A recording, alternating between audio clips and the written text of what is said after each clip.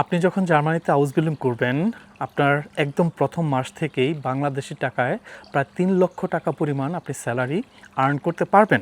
আজকের এই ভিডিওতে আমি সেই বিষয়টা বুঝিয়ে বলার চেষ্টা করব। আপনারা নিচে যে টেক্সট দেখতে পাচ্ছেন, এটা হচ্ছে জার্মান সরকারের website make it in Germany.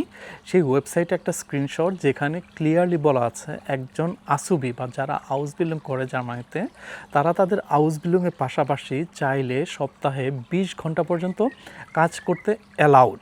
এখানে একটা কথা বলা আছে যে আপনি যে কাজ করবেন পার্ট টাইম জব, সেটা আপনার হাউস বিল্ডিংয়ের যে প্রফেশন সেটা থেকে ইন্ডিপেন্ডেন্ট হতে হবে। এবং আপনাদেরকে বুঝিয়ে বলার চেষ্টা করব যে এই যে পার্ট টাইম জবের কথা বলছি বা ৩ লক্ষ টাকা আর্ন করার কথা বলছি প্রতি মাসে, সেটা আমি ব্যক্তিগতভাবে কেন একদমই রেকমেন্ড করব না, আমি এটা কেন একদম ঘোর বিরোধী। ভিডিওর মেইন টপিকে যাওয়ার আগে বলছি, আপনারা যারা গাইডলাইন টু জার্মানি ফেসবুক পেজের সাথে জড়িত আছেন, আপনারা চাইলে গাইডলাইন টু জার্মানির টেলিগ্রাম চ্যানেলের সাথে জড়িত হতে পারবেন।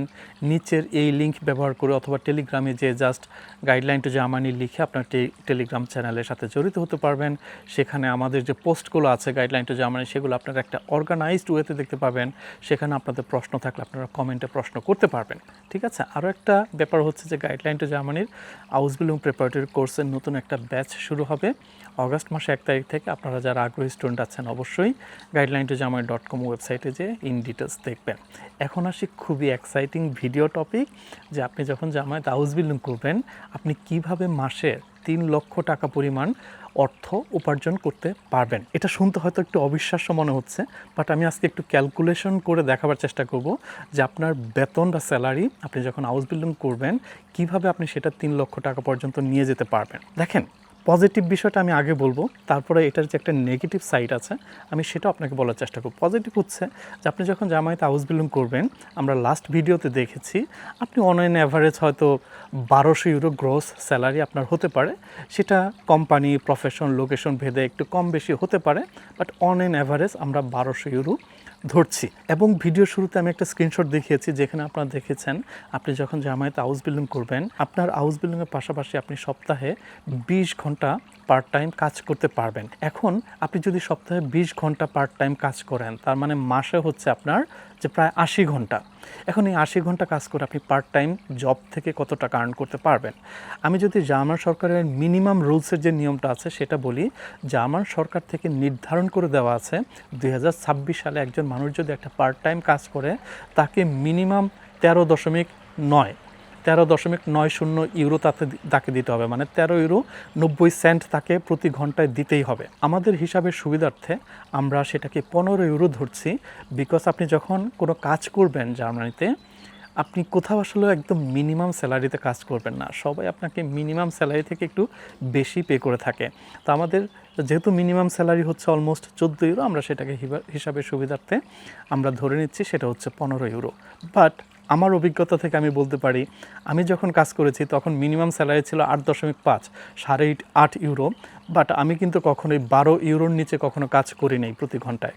এবং আমি শেষ যে পার্ট টাইম জবটা করেছিলাম সেটা ছিল প্রায় 21 ইউরো পার ঘন্টা আমার স্যালারি ছিল। বাট আমরা আজকে এই ভিডিওতে মিনিমামটা ধরেই হিসাব করব, সেটা হচ্ছে 15 ইউরো। এখন আপনি যদি মাসে 80 ঘন্টা কাজ করেন এবং প্রতি ঘন্টা যদি আপনার কি বলে যে 15 ইউরো করে হয়, তাহলে ইন টোটাল হয় আপনার 1200 ইউরো।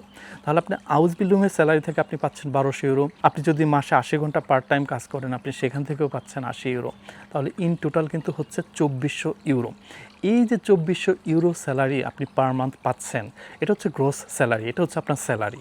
তো এখন এই 2400 ইউরো মানে কিন্তু বাংলাদেশি টাকায় আমি যদি 140 টাকা করে প্রতি ইউরো ধরি, তাহলেও কিন্তু প্রায় আপনার 3,30,000-35,000 টাকা চলে আসে।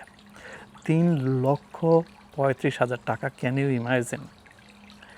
এইটা হচ্ছে আপনার পজিটিভ পার্ট, শুনতে খুবই ফ্যান্সি। ওকে, এখন আমি আপনার এটা নেগেটিভ পার্টটাও একটু বুঝিয়ে বলার চেষ্টা করব। দেখেন, আপনি যখন 2400 টাকা আর্ন করবেন মাসে, এবং একটা হচ্ছে আপনার প্রথম জব হচ্ছে হাউস বিল্ডিং, সেকেন্ড জব হচ্ছে আপনার পার্ট টাইম জব, আপনার তখন একটা ট্যাক্সেশনের ব্যাপার চলে আসবে, যেটা আমি লাস্ট ভিডিওতে বুঝিয়ে বলার চেষ্টা করেছি। এবং আপনি যখন এরকম একটা সেকেন্ড জব করবেন, সেকেন্ড জবে আপনার ট্যাক্সেশনের ব্যাপারটা চলে আসবে, যা আমার ট্যাক্স ক্লাস হবে আপনার 6। এবং সেখানে সেকেন্ড জব থেকে আপনার প্রচুর পরিমাণ ট্যাক্স, সোশ্যাল সিকিউরিটি যে টাকাগুলো আছে ইন্স্যুরেন্সের, সেই বিষয়গুলো আপনার কাটা হবে। তো আপনার যদি 2400 ইউরো গ্রস স্যালারি হয়, আমি ধরে নিচ্ছি যে আপনি মাসে 1800 থেকে 1850 ইউরো আপনার হচ্ছে আপনার অ্যাকাউন্টে আসবে। এখন আপনি যদি 1800 বা 1850 ইউরোকে যদি আপনি বাংলাদেশি টাকায় কনভার্ট করেন, তাও প্রায় 2.5 লক্ষ টাকা বা 2.5 লক্ষ টাকার থেকে একটু কম বেশি। তো ইটস এ হিউজ অ্যামাউন্ট, তাই না?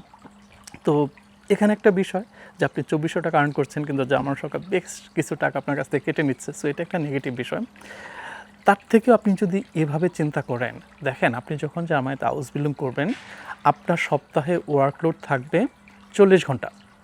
40 ঘন্টা সপ্তাহে ওয়ার্কলোড, তার মানে আপনি যদি 5 দিন কাজ করেন সপ্তাহে, প্রতিদিন 8 ঘন্টা করে, দ্যাট মিনস হচ্ছে 40 ঘন্টা। সেটা হোক আপনি ভোকেশনাল স্কুল, সেটা হোক আপনার হাউস বিল্ডিংয়ের যে কোম্পানি, সেখানে কাজ করবেন যখন, সব মিলে আপনার হচ্ছে 40 ঘন্টা। এখন যদি সপ্তাহে আপনি এডিশনাল 20 ঘন্টা পার্ট টাইম কাজ করেন, তাহলে আপনার সপ্তাহে ওয়ার্কলোড হয়ে যাচ্ছে 60 ঘন্টা।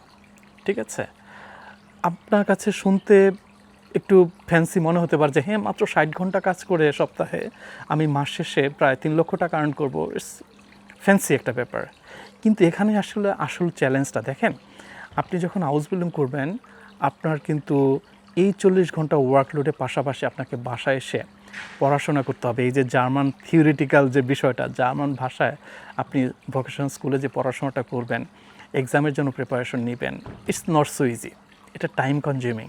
তো আপনি সপ্তাহে 60 ঘন্টা কাজ করে আবার বাসায় এসে পড়াশোনা করা, আমি মনে করি এটা রোবটের পক্ষে সম্ভব, আমরা যারা নর্মাল স্টুডেন্ট আমাদের পক্ষে সম্ভব না।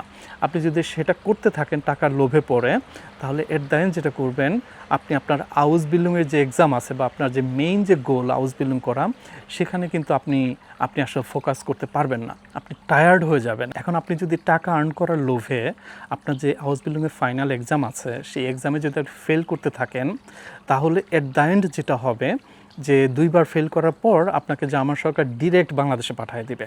জার্মান সরকার আপনাকে আইন করে দিচ্ছে, আপনাকে অধিকার দিচ্ছে টাকা আর্ন করার, বাট আপনি সেই লোভে না পড়ে আপনার যে মেইন গোল হাউস বিল্ডিং করা, আপনি প্রথমে হাউস বিল্ডিংটা খুব সুন্দর মতো শেষ করবেন। তারপরে আজকে যে আমরা 3 লক্ষ টাকার কথা বলছি, আপনি এর থেকে অনেক বেশি টাকা আর্ন করবেন যখন আপনি আপনার হাউস বিল্ডিংটা শেষ করে আপনার একটা ফুল টাইম কাজ করবেন। সো অ্যাজ এ মেন্টর আমার রেকমেন্ডেশন হচ্ছে যে আপনারা এই টাকার চক্করে পড়ে কখনোই হাউস বিল্ডিংয়ের পাশাপাশি একটা লম্বা সময় পার্ট টাইম জব করতে যেয়েন না, বিকজ আপনি হাউস বিল্ডিং থেকে যে স্যালারিটা পাবেন, সেই স্যালারিতে জার্মানিতে আপনি রাজার হালে চলতে পারবেন। হাউস বিল্ডিংটা শেষ করেন, আপনি একটা এক্সপার্টাইজের সার্টিফিকেট অর্জন করবেন, যেটা দিয়ে আপনি জার্মানির যে কোনো জায়গায় আপনি খুব ভালো স্যালারি নিয়ে কাজ করতে পারবেন এবং খুবই সুন্দর সিকিউরড একটা ক্যারিয়ার এবং লাইফ আপনি জার্মানিতে পাবেন। তো যারা ভিডিওটা দেখছেন, অবশ্যই কমেন্ট করতে ভুলবেন না যে আপনারা যদি এই মুহূর্তে হাউস বিল্ডিং নিয়ে জার্মানিতে আসেন, আপনাদের পার্ট টাইম কাজ করা উচিত হবে কি হবে না, এবং আপনাদের ফ্রেন্ডসদের সাথে অবশ্যই ভিডিওটা শেয়ার করে তাদেরকেও সতর্ক করবেন যেন টাকা পয়সা চক্করে পড়ে তাদের যে মেইন গোল হাউস বিল্ডিং করা, সেই জায়গা থেকে যেন তারা বিচ্যুত না হয়ে যায়। ভালো থাকবেন সবাই, পরের ভিডিওতে কথা বলবো। টিল দেন, আল্লাহ হাফেজ।